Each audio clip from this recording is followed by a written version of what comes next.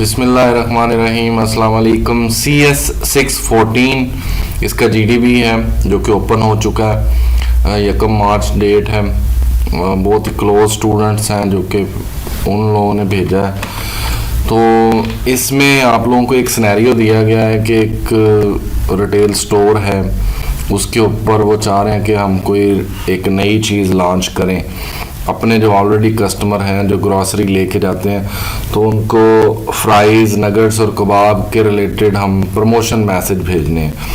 तो उन कस्टमर्स को जो कि हम ग्रॉसरी स्टोर से चीज़ें लेके जाते हैं तो उनकी कैसे हम उन्हें क्लस्टरिंग करें, क्लासिफिकेशन करें या प्रेडिक्शन करें, तो कौन सी डाटा माइनिंग टेक्निक यूज़ करें।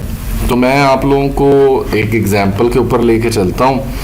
मैं फिर आपको अपना आंसर भी बताऊंगा, आप भी अपना आंसर कमेंट्स में शेयर करिएगा। इसमें एक ख़ास तरह का वर्ड यूज़ हुआ है predictive analysis technique. Predictive analysis करने हैं तो उसमें टॉप 10 है, उसमें डाटा माइनिंग है, डाटा वेयर हाउस है और क्लस्टरिंग है, और उसके बाद क्लासिफिकेशन है और प्रेडिक्टिव मॉडलिंग यानी प्रेडिक्शन है, और भी हैं। तो हमें 3 बताई गई हैं। मेरा जो आंसर है मैं डायरेक्टली मूव कर रहा हूँ क्लस्टरिंग के ऊपर। और why clustering? Clustering is one of the most popular data mining technique which use machine learning to group objects into category based on their similarities. मतलब वो कौन से लोग हैं जो कि एक ही तरह की चीज़ें खरीदते हैं। For example clustering customer based on similar purchase habits और a life time value. Creating customer segments and enabling business to create personalize marketing campaign. ये थी असल जो वर्ड जो ढूंढना चाहिए था एट स्केल। तो वो भी हमारे भी सिनेरियो में कुछ यही करना चाह रहे हैं। Hard clustering mean data point directly assign to the category. Soft clustering assign to, तो हार्ड और इसमें क्या होता है, के मीन्स क्या होता है। कुछ लोगों ने स्टैट पढ़ी होगी तो उनको पता भी है।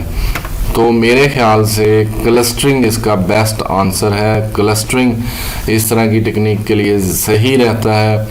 और अगर मैं आपको यहाँ पे एक और bootcamp.pg ये बताऊँ कि clustering help business manage there data more effectively. For example, retailer can be clustering model to determine which customer buy particular product on which days and with what frequency.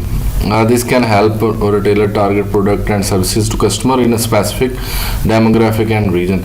Clustering can help grocery store group product by a variety of characteristics, brand, size, cost, flavor, and better understand their sales tendencies. It can also help car insurance companies and want to identify a set of customers who typically have a high annual incomes. तो वो उनको identify कर सकते हैं on the basis of clustering.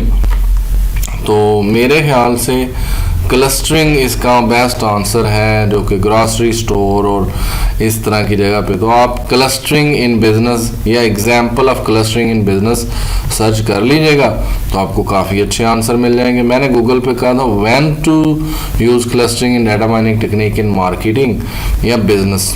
तो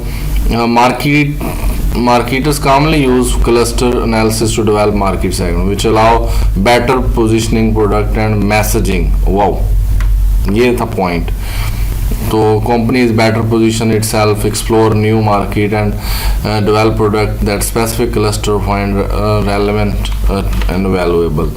मेरे ख्याल से मैं इस जगह पे पहुंचा हूँ कि जो बिजनेसेस हैं जो प्रमोशन करना चाहते हैं वो क्लस्टरिंग को यूज़ करते हैं। ये देखें, clustering help business manage there more effectively. For example retailer can clustering model determine which customer have a particular product on which day.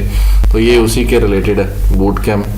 तो आप इसको और अच्छे तरीके से क्लासिफिकेशन, तो उन्होंने यहाँ पे भी जो बात की है तो classification is not use for promotion and ये वो उसके लिए नहीं है। सेम टू सेम प्रेडिक्शन भी नहीं है। मैंने इसके रिलेटेड कुछ ना कुछ पढ़ लिया, बाकी आप लोग खुद भी पढ़ सकते हैं। मेरे आंसर पे सजदा करने की ज़रूरत नहीं है। आपको अगर लगता है कि मेरा गलत है आंसर तो ना फॉलो करें।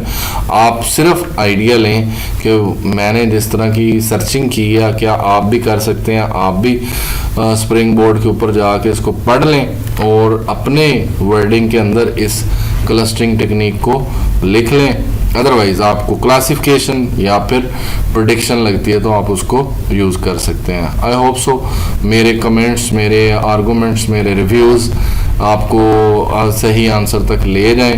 अल्लाह करे आपकी हेल्प हो। Thank you ji, thanks for watching.